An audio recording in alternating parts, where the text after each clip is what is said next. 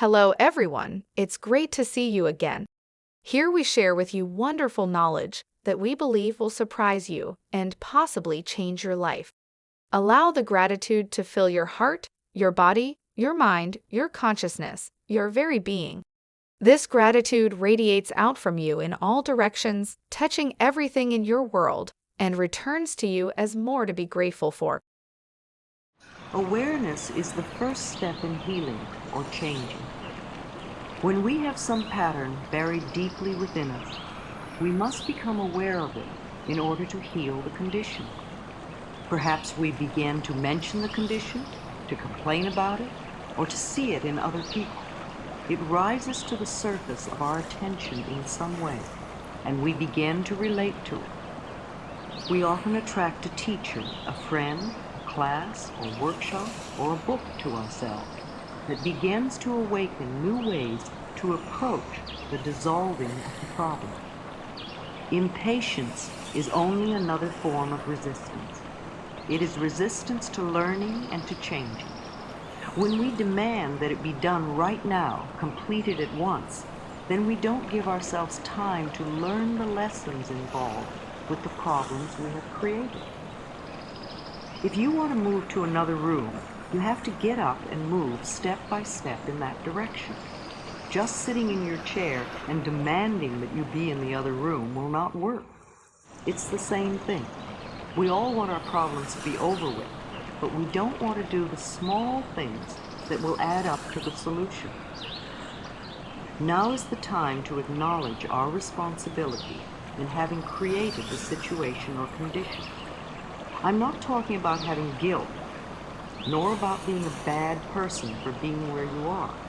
I am saying to acknowledge the power within you that transforms your every thought into experience. In the past, we unknowingly used this power to create things we did not want to experience. We were not aware of what we were doing. Now, by acknowledging our responsibility, we become aware and learn to use this power consciously in positive ways for our benefit. We all have lessons to learn. The things that are so difficult for us are only the lessons we have chosen for ourselves. If things are easy for us, then they are not lessons, but are things we already know. Lessons can be learned through awareness. If you think of the hardest thing for you to do and how much you resist it, then you're looking at your greatest lesson at the moment. Surrendering, giving up the resistance, and allowing yourself to learn what you need to learn will make the next step even easier. Don't let your resistance stop you from making the changes. We can work on two levels, looking at the resistance and still making the mental changes. Observe yourself. Watch how you resist, and then go ahead anyway. Our actions often show our resistance. For instance, changing the subject, leaving the room, going to the bathroom, being late, getting sick, procrastinating by doing something else, doing busy work, wasting time, looking away or out the window, flipping through a magazine, refusing to pay attention, eating, drinking, or smoking, creating or ending a relationship, creating breakdowns, cars, appliances, plumbing, etc. We often assume things about others to justify our resistance. We make statements like, "It wouldn't do any good anyway. My husband, wife won't understand. I would have to change my whole perspective. Only crazy people go to therapists. They couldn't help me with my problem. They couldn't handle my anger. My case is different. I don't want to bother them. It'll work itself out. Nobody else does it." We grow up with beliefs that become our resistance to changing. Some of our limiting ideas are, "It's not done. It's just not right. It's not right for me to do that." That wouldn't be spiritual. Spiritual people don't get angry. Men, women just don't do that. My family never did that. Love is not for me. That's just silly. It's too far to drive. It's too much work. It's too expensive. It'll take too long. I don't believe in it. I'm not that kind of person. We give our power to others and use that excuse as our resistance to changing. We have ideas like, God doesn't approve. I'm waiting for the stars to say it's okay. This isn't the right environment. They won't let me change. I don't have the right teacher, book, class, tools. My doctor doesn't want me to. I can't get time off from work. I don't want to be under their spell. It's all their fault. They have to change first. As soon as I get, then I'll do. They don't understand. I don't want to hurt them.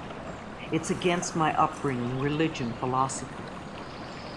Our resistance often expresses itself as delaying tactics. We use excuses like, I'll do it later. I can't think right now. I don't have the time right now. It would take too much time from my work.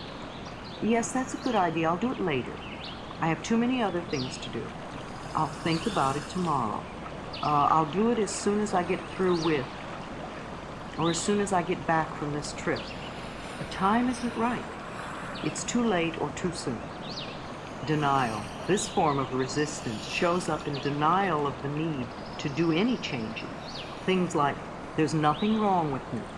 I can't do anything about this problem. I was all right the last time. What good would it do to change? If I ignore it, maybe the problem will go away. By far, the biggest category of resistance is fear. Fear of the unknown. Listen to these. I'm not ready yet. I might fail. They might reject me. What would the neighbors think? I don't want to open that can of worms. I'm afraid to tell my husband or wife. I don't know enough. I might get hurt. I may have to change. It might cost me money. I would rather die first or get a divorce first. I don't want anyone to know I have a problem. I'm afraid to express my feelings. I don't want to talk about it. I don't have the energy. Who knows where I might end up? I may lose my freedom. It's too hard to do. I don't have enough money now. It might hurt my back. I wouldn't be perfect. I might lose my friends. I don't trust anyone. It might hurt my image. I'm not good enough. And on and on and on the list goes. Do you recognize some of these as the way you resist?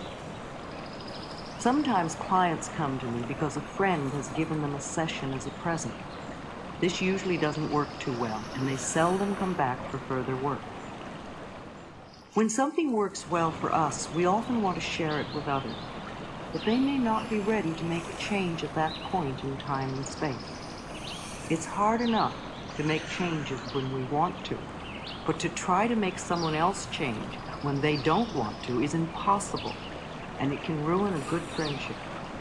I push my clients because they come to me. I leave my friends alone. Mirrors reflect back to us our feelings about ourselves.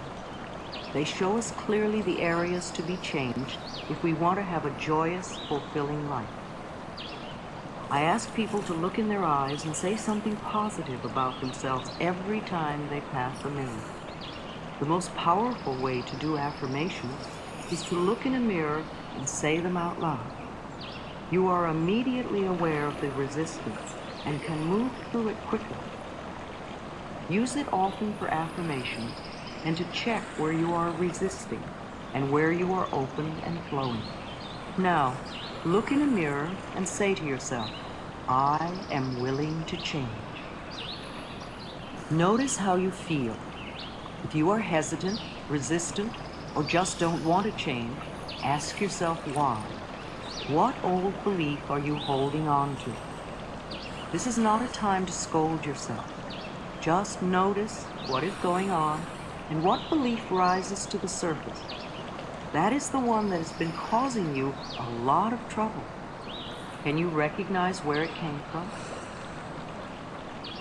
When we do our affirmations and they don't feel right or nothing seems to happen, it's so easy to say, oh, affirmations don't work. It's not that the affirmations don't work. It's that we need to do another step before we begin the affirmations. Repeated patterns show us our needs. For every habit we have, for every experience we go through over and over, for every pattern we repeat, there is a need within us for it. The need corresponds to some belief we have. If there were not a need, then we wouldn't have it, do it, or be it. The universe loves a grateful person. The more you thank life, the more life will give you to be thankful for. Each day is a new opportunity. Yesterday is over and done. Today is the first day of my future. I will not be distracted by noise, chatter, or setbacks. Patience, commitment, grace, and purpose will guide me. I see my parents as tiny children who need love. I have compassion for my parents' childhoods. I now know that I chose them because they were perfect for what I had to learn. I forgive them and set them free, and I set myself free. I change my life when I change my thinking. I am light. I am spirit. I am a wonderful, capable being. And it is time for me to acknowledge that I create my own reality with my thoughts. If I want to change my reality, then it is time for me to change my mind. If your mother did not know how to love herself or your father did not know how to love himself, then it would be impossible for them to teach you to love yourself. They were doing the best they could with what they had been taught as children. Thank you a million times over for your love. We are grateful beyond words. If you enjoyed it, please leave a comment and click the subscribe button. We'll see you in the next video.